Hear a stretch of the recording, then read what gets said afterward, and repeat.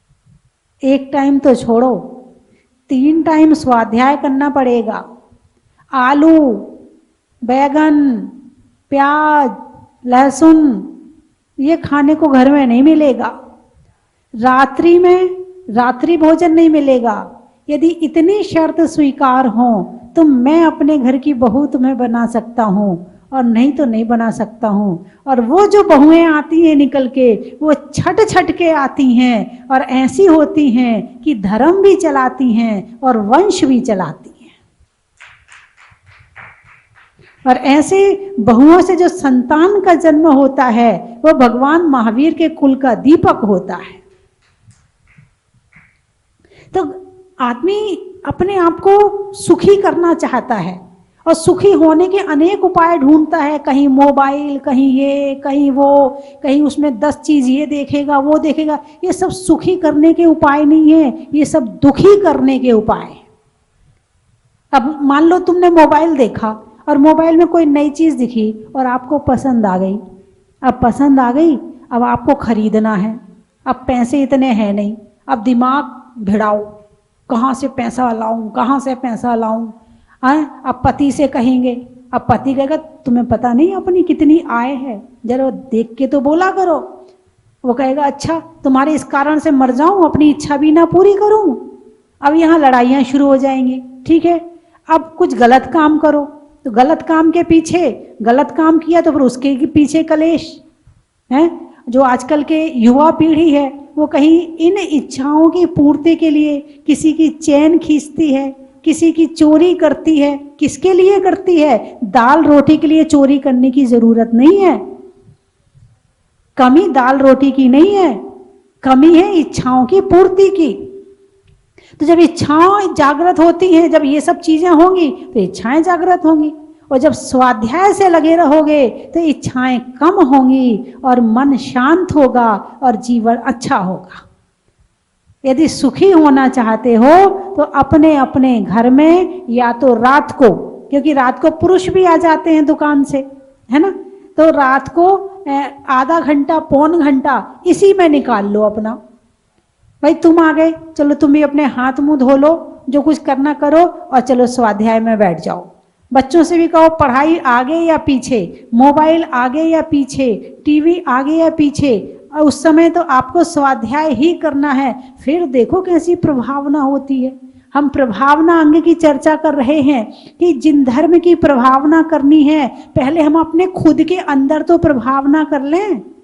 जब हमारे अंदर प्रभावना होगी तभी तो हम दूसरों को कुछ कह पाएंगे। जो काम हम खुद कर रहे हैं उसके लिए हम दूसरों को कैसे मना कर सकते हैं? एक गांधी जी का उदाहरण आता है कि एक महिला अपने बच्चे को लेकर गांधी जी के पास गई। बोली गांधी जी ये बच्चा गुड़ बहुत खाता है, आप इसको मना करो। आपकी बात सब मानते हैं, ये भी आपकी बात मानेगा। तो गांधी जी ने कहा 7 दिन बाद आना। अच्छा ठीक है, 7 दिन बाद लेके गई। गांधी जी ने बेटे से कहा बेटा ज़्यादा गुड़ मत खाया करो, पेट में कीड़े पड़ जाएंगे। बोले अच्छा गांधी जी, बापूजी अब नहीं खाऊंगा। महिला से रहा नहीं गया। बोले यही तो बोलना था उस दिन, 7 दिन पहले आपने 7 दिन बाद बुलाया, ऐसा क्यों किया? बोले 7 दिन पहले मैं खुद गुड़ खाता था, इसलिए मैं बच्चे से कह नहीं सकता था कि बेटा गुड़ मत खा। आज 7 दिन में मैंने गुड़ का त्याग किया, तब मैंने इससे कहा कि गुड़ मत खा, तो मेरी बात का प्रभाव पड़ा। और गांधी जी बड़े प्रसिद्ध पुरुष हैं, है ना, लेकिन इनकी ये सब उनके अंदर क्वालिटी आई कहाँ से थी आपको पता है? जब वो बैरिस्टर बन के, वकील बन के अपने घर वापस आए जहाँ के वो रहने वाले थे, वहाँ पर श्रीमद रायचंद जी रहते थे। नाम सुना होगा, गुजरात में बड़े फेमस हैं श्रीमद रायचंद जी, बहुत फेमस हैं। तो उनका स्वाध्याय चलता था, वो 3 टाइम स्वाध्याय करते थे। अब गांधी जी पढ़े लिखे तो थे ही और धर्म के संस्कार भी थे, सुलझे हुए दिमाग के थे। तो अब 2.5-3 महीने उनके पास में खाली थे, उस समय कोई काम नहीं था उनका।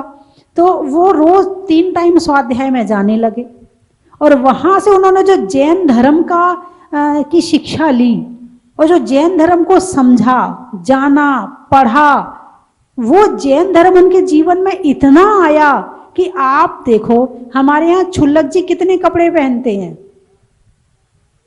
अरे बोलिए ना, एक लंगोट और एक चद्दर। गांधी जी क्या पहनते थे? कलर कौन सा था? सफेद था कि नहीं था? बस वो पिच्छी नहीं ली उन्होंने। है इतना त्याग के संस्कार उनके अंदर कहां से आए थे? जैन धर्म से आए थे। अहिंसा का सिद्धांत कहां से आया था? जैन धर्म से आया था। सत्याग्रह कहां से किया? जैन धर्म से किया। असहयोग आंदोलन कहां से किया? जैन धर्म से किया। वो जो 2.5-3 महीने जो उन्होंने अपनी बैटरी चार्ज करी, उस बैटरी को उन्होंने पूरी जिंदगी चला लिया। तुम दोनों टाइम मंदिर आते हो फिर भी तुम्हारी बैटरी खत्म हो जाती है। उन्होंने वहां से वो सिद्धांत सारे लिए और उसको फिर सारी जिंदगी उसे अपने जीवन में फॉलो किया। ब्रह्मचर्य बहुत अच्छे रूप में पालन किया ब्रह्मचर्य का उन्होंने। और उपवास करते थे कम से कम, हाँ एकासन करते थे, ऊनोदर करते थे, कम से कम खाना।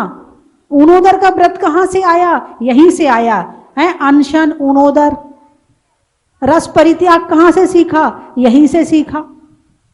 तो इस तरह से वो इतने फेमस हुए कौन से सिद्धांतों को पालन करके?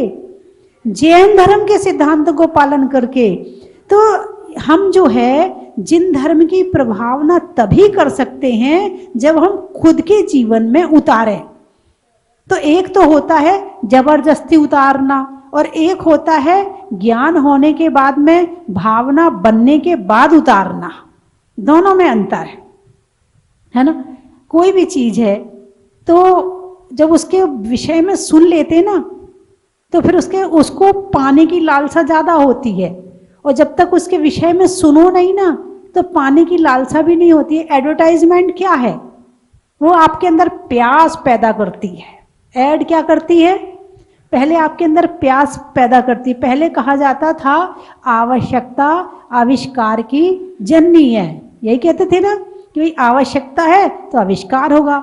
अब ये उल्टा हो गया है, पहले आविष्कार होता है, फिर प्यास जगाई जाती है और उसके बाद फिर माल बेचा जाता है। ऐसे ही है कि नहीं है? तो वर्तमान का समय भौतिक युग चल रहा है। भौतिक का मतलब बाहर की वस्तुओं के प्रति आकर्षण। जब इसमें ज्यादा डूब जाएंगे तो अंदर नहीं जा पाएंगे, और अंदर डूब जाएंगे तो बाहर नहीं जा पाएंगे, है ना। या बैलेंस बना करके रहो। चलो पूरे अंदर नहीं डूब पाते हो, कोई भी नहीं डूब सकता, पंचम काल है, 24 घंटे कोई आत्मा के ध्यान में नहीं रह सकता है।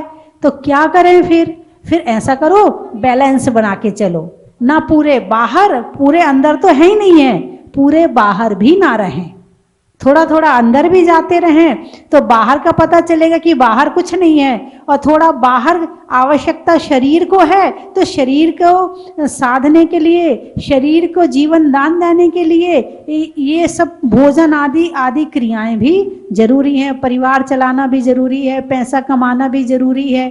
तो अंदर को पकड़ करके बाहर जिए तो जीवन बहुत अच्छा रहेगा, और अंदर को छोड़कर जीते हैं तो ये जीवन दुखी हो जाता है। अरे बोलिए ना, हैं? अंदर को पूरा छोड़ दिया है। अंदर को छोड़ने का मतलब है आत्मा को छोड़ना। जब हम अपने खुद को छोड़ करके बाहर घूमेंगे तो भटक जाएंगे। जैसे एक घर में गाय बांधी जाती है तो क्या गाय को बांधने के लिए क्या करते हैं? अरे बोलिए ना, एक खूंटा गाड़ते हैं, है ना। खूंटा गाड़ते हैं, फिर उस खूंटे में एक रस्सी बांधते हैं और वो रस्सी गाय के गले में बांध देते हैं। अब वो गाय कितना घूम सकती है?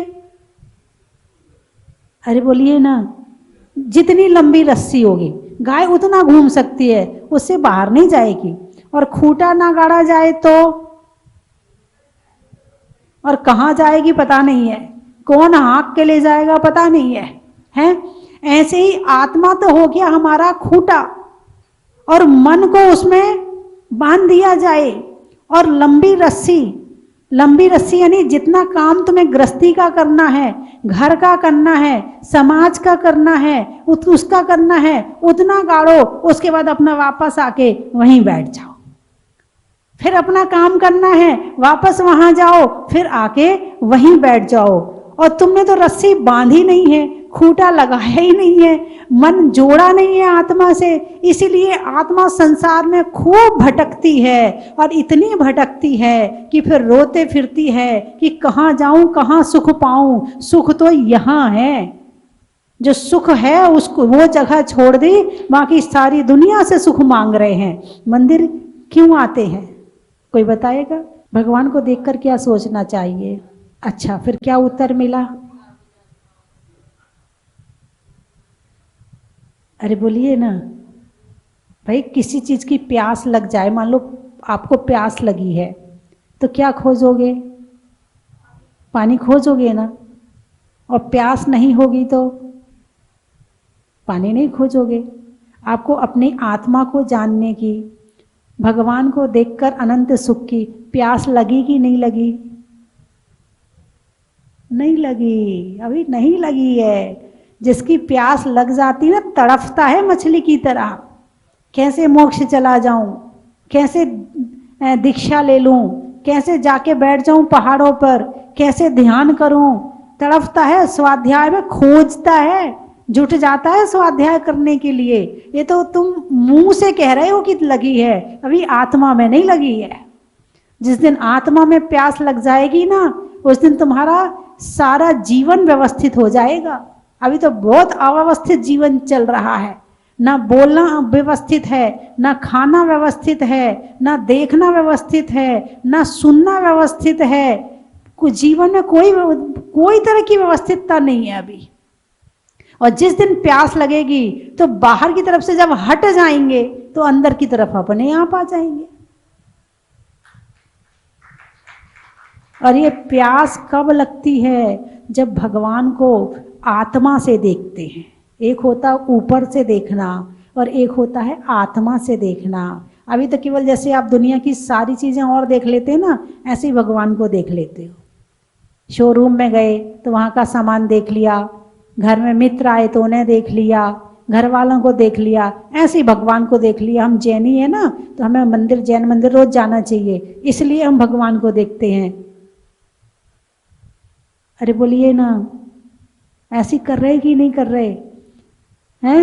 और जब भगवान को जान जाओगे, पहचान जाओगे, तो खुद को भी जान जाओगे, खुद को भी पहचान जाओगे। और जिस दिन आत्मा और परमात्मा की पहचान हो गई, उस दिन तो जीवन ही बदल जाएगा।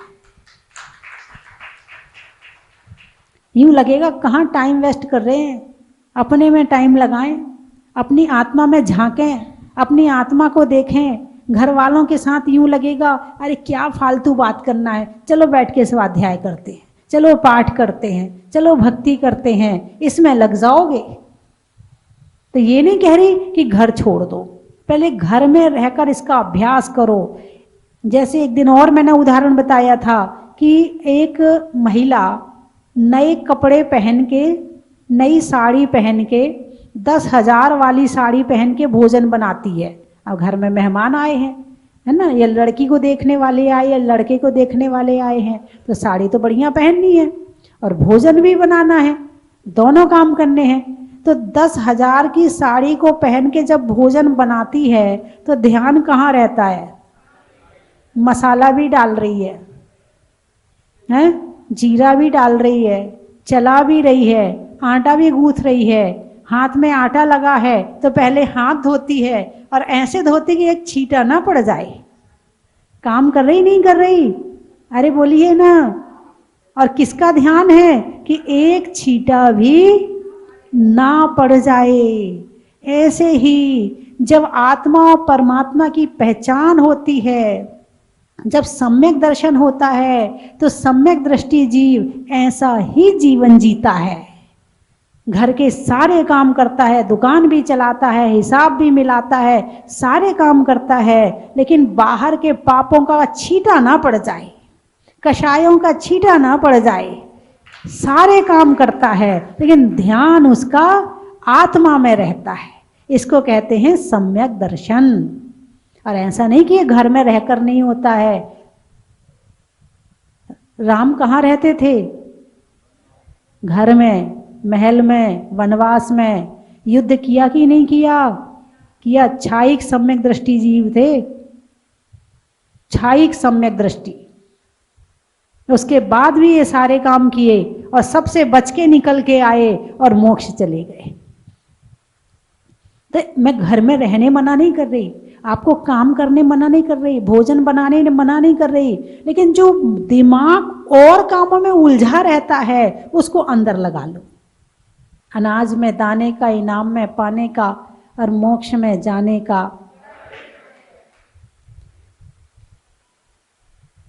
भोजन में चखने का, पाँव में टखने का और प्रति समय आत्मा को याद रखने का।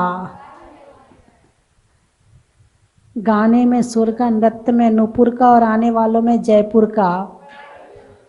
जेब में नोट का, नेता में वोट का और आने वालों में बड़ौत का। सुनने में ईयर का, छोड़ने में बियर का और आने वालों में ग्वालियर का। कपड़ों में अस्तर का, रात में, क्या बात है, आप भी सीख गए।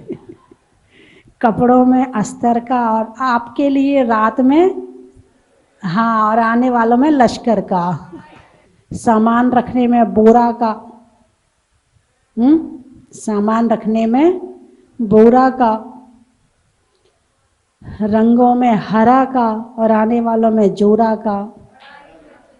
बोलिए 24 भगवान की। आपको देखने को एक बहुत ही सुंदर कृति मिलेगी। ऐसे सहस्कूट जिनालय में एक प्रतिमा विराजमान करने की न्यौछावर राशि 1,11,000 रखी गई है। जिन महानुभावों को सहस्कूट जिनालय में प्रतिमा विराजमान करानी हो तो वे अपना नाम मुझ तक पहुंचा देवें। उस प्रतिमा की न्यौछावर राशि 2 या 3 वर्ष के अंतराल से भी हम दे सकते हैं।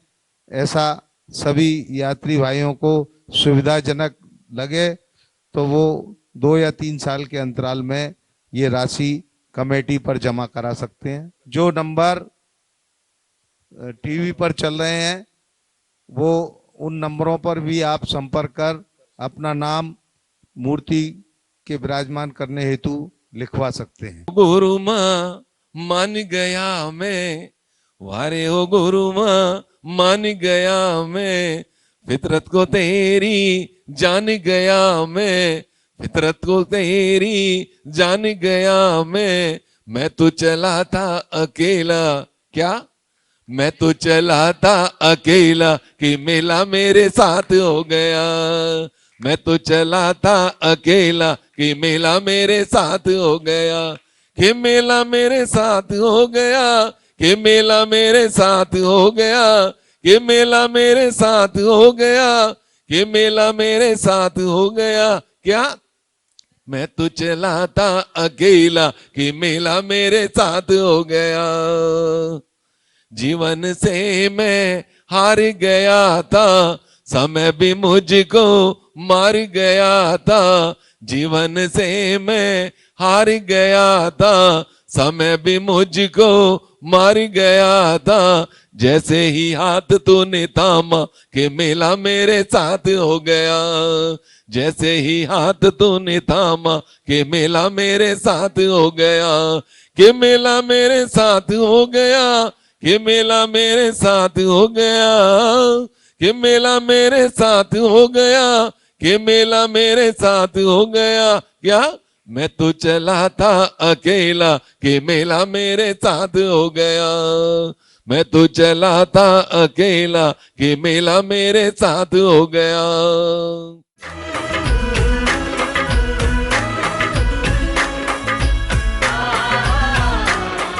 आज 5 साल पहले जब हम यहाँ आए थे तो इस क्षेत्र में सिर्फ़ और सिर्फ एक छोटी सी मंदिर थी और माताजी ने उसी समय हमें अनुमोदना किया था। अगले 3 से 4 सालों में ऐसी भव्य मंदिर का निर्माण होगा कि आप भी दर्शन कर कर बहुत धर्म लाभ से ले सकेंगे। उसके लिए हम बहुत ही माताजी के लिए आभारी हैं कि हमें ऐसा मंदिर का दर्शन करने का सौभाग्य मिला। राजपुर आया हूँ, जयपुर रहता हूँ, पर बहुत अच्छा लगा यहाँ आके और आज पहली बार ही शांति धारा करने का मौका मिला। बहुत बहुत अच्छा लगा और कोशिश करूँगा जल्दी आऊँ, हर महीने आऊँ। कंचन की थाल को सजाओ रे आज, रत्नों की थाल को भर लाओ रे आज। आओ आओ करे रे गुणगान आरती भगवन की। आओ आओ करे गुणगान आरती भगवन की। आओ आओ करे रे गुणगान आरती भगवन की।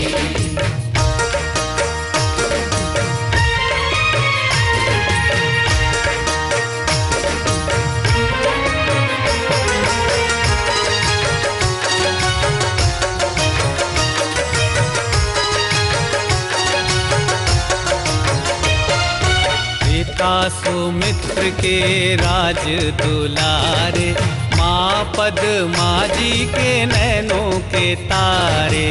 पिता सुमित्र के राज दुलारे, माँ पद्मा जी के नैनों के तारे।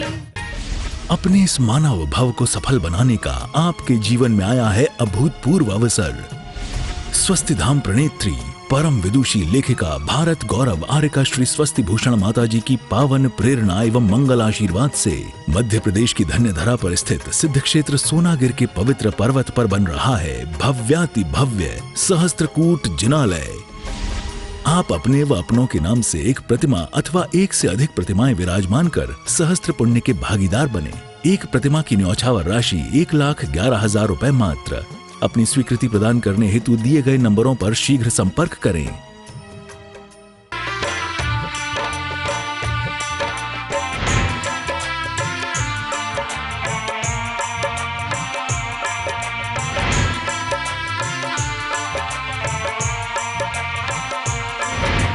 चलो रे चलो रे चलो, चलो रे चलो रे चलो, चलो जहाज को।